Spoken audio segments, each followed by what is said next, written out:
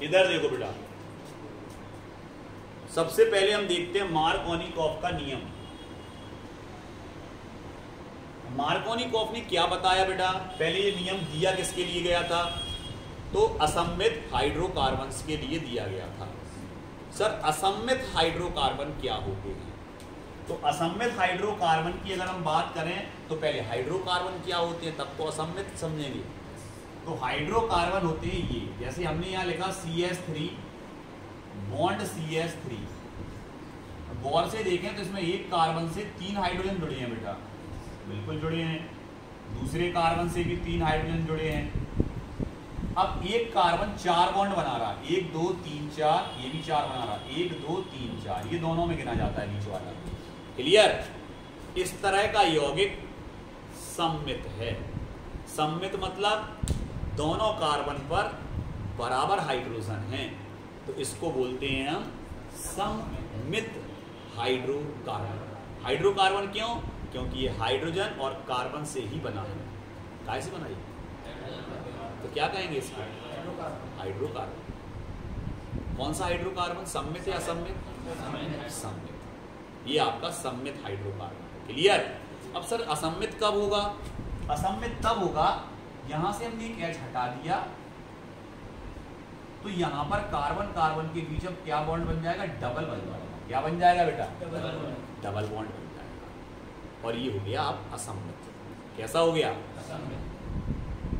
Clear? अब इसके बाद यहां से ऐसा नहीं कि H सिंगल बॉन्ड और डबल बॉन्ड देखना है। क्लियर? सिंगल बॉन्ड और डबल बॉन्ड देखना है। तो अभी ये सममित ही है, सममित में असंतृप्त है। कैसा है? सममित है और असंतृप्त है। एक एक H और हटा दिया, लिख तो अब कहाँ आ गया? अभी भी ये सममित है लेकिन असंतृप्त है। तो सर असममित कब होगा? अभी तो सममित ही चल रहा, सममित में असंतृप्त चल रहा और संतृप्त। संतृप्त कब था? जब कार्बन 4 बॉन्ड बना रहा था। असंतृप्त कब है? जब कार्बन या तो डबल बना रहा या ट्रिपल बना रहा। तो क्या था ये? असंतृप्त। असंतृप्त और सम्मित ही है, लेकिन देखो एक H से एक H से सम्मित है। असम्मित कब होगा? अब असम्मित देखो। अभी हमें सम्मित हाइड्रोकार्बन्स आ गया, अब असम्मित की बात कर रहे हैं। यहां देखो बेटा, CH3 bond CH2 bond CH3, लिखो इसको। तो आप कहोगे सर इससे 3H, इससे 2H, इससे 3H। संतृप्त है, बिल्कुल है, क्योंकि कार्बन 4 बॉन्ड बना रहा। सम्मित है क्या? अभी सम्मित का पता नहीं चलेगा, अब पता चलेगा। यहां से H हटाया, यहां से H हटाया, और यहां बन गया डबल बॉन्ड। अब अलग समझ में आ रहा है, सम्मित नहीं है, असम्मित है, क्योंकि इस पे जुड़े हैं 2 हाइड्रोजन और इस पे जुड़ा है। अब जो असम्मित होगा कैसे होगा? असम्मित। तो मार्कोनिकॉफ का नियम इसके लिए नहीं दिया गया था। मार्कोनिकॉफ का नियम इसके लिए दिया गया था। किसके लिए? असम्मित। तो उनने क्या बताया था?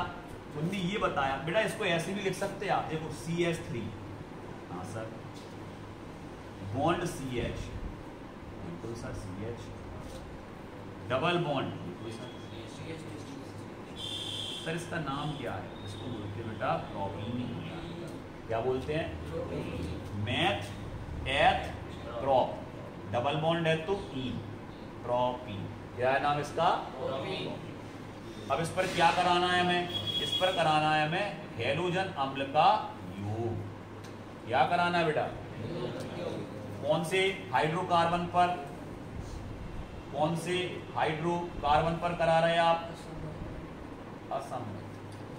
असम्मित हाइड्रोकार्बन पर जब हम, अभी हम लिखते जाएंगे, ठीक है? अब ऊपर आ जाएं, मिटाएं, स्टार्ट करें। अब थोड़ा बहुत आ गया समझ में, अब स्टार्ट कर रहे हैं अपन मार्कोनिकॉफ का नियम। चलो इधर आओ। सबसे पहले हमने क्या लिया? सबसे पहले आपने लिया सर प्रोपीन। डायरेक्ट आओ, प्रोपीन किसका योग करा रहे? हैलोजन अम्ल का। किसका बेटा? हैलोजन अम्ल का। क्या होगा, एक बॉन्ड टूटेगा तो देखो एक बॉन्ड इस पे कम हो गया और एक बॉन्ड इस पे कम हो गया, तो एक चीज जुड़ेगी इससे और एक चीज जुड़ेगी इससे, मतलब ऐसा CH3 bond CH single bond CH2, एक बॉन्ड इसका खाली एक बॉन्ड इसका खाली। तो भैया इसमें अम्ल में दो चीजें हैं, धन भाग और ऋण भाग। हैलोजन होते हैं ऋणात्मक और हाइड्रोजन होता है धनात्मक। तो इसका जो ऋण भाग है वो उस कार्बन परमाणु से जुड़ेगा जिस पर कम हाइड्रोजन है, और धन भाग उस कार्बन परमाणु से जुड़ेगा जिस पे ज्यादा हाइड्रोजन है। मतलब Br जुड़ेगा यहां और H जुड़ेगा यहां। ये किसने बताया था? हिंदी में लिख रहा है, सरल भाषा में याद कर लेना। जब असममित हाइड्रो कार्बन पर हैलोजन अम्ल का योग होता, मतलब हैलोजन अम्ल जुड़ रहा, योग माने जुड़ना, योग होता है, तो अम्ल का ऋणात्मक भाग, अम्ल का कौन सा भाग बेटा? अम्ल का ऋणात्मक भाग द्विबंध के उस कार्बन, द्विबंध माने ये इन दोनों की बात चल रही, द्विबंध के उस कार्बन परमाणु पर जुड़ता है जहां हाइड्रोजन की संख्या कम होती, सही है ना बेटा? जहां हाइड्रोजन की संख्या क्या होती है? कम, एवं धनात्मक भाग, धनात्मक मतलब ये धनात्मक भाग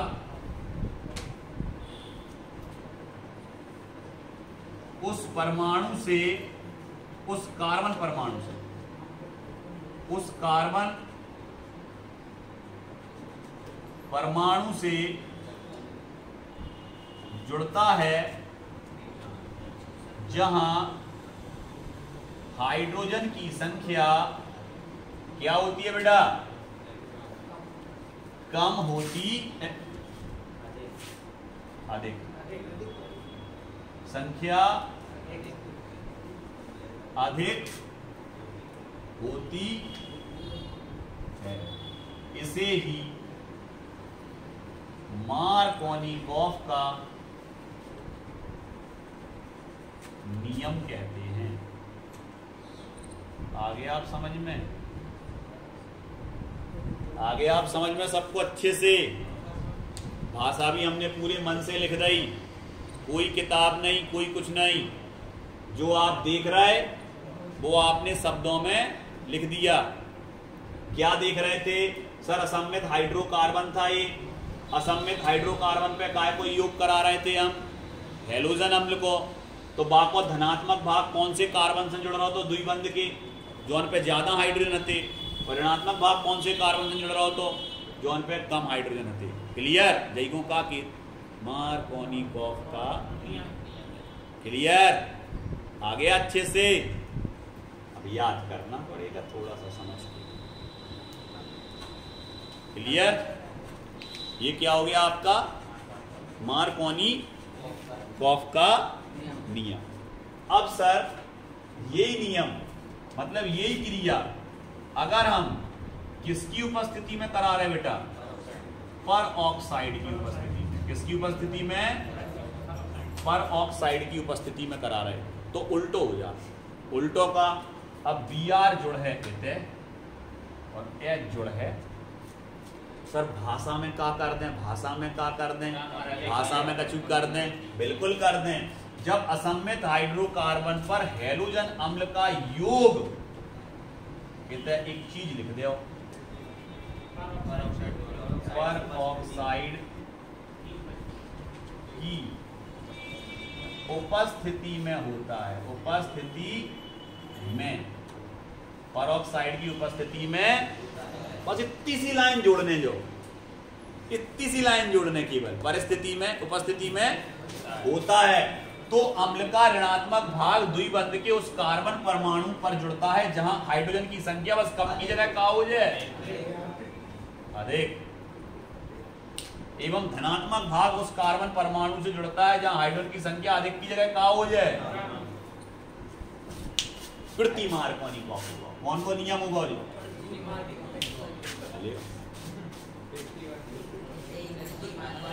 क्या अलग अलग हैं, चेंजिंग समझ गए कितना करना, केवल 2 मिनट की चीज। यार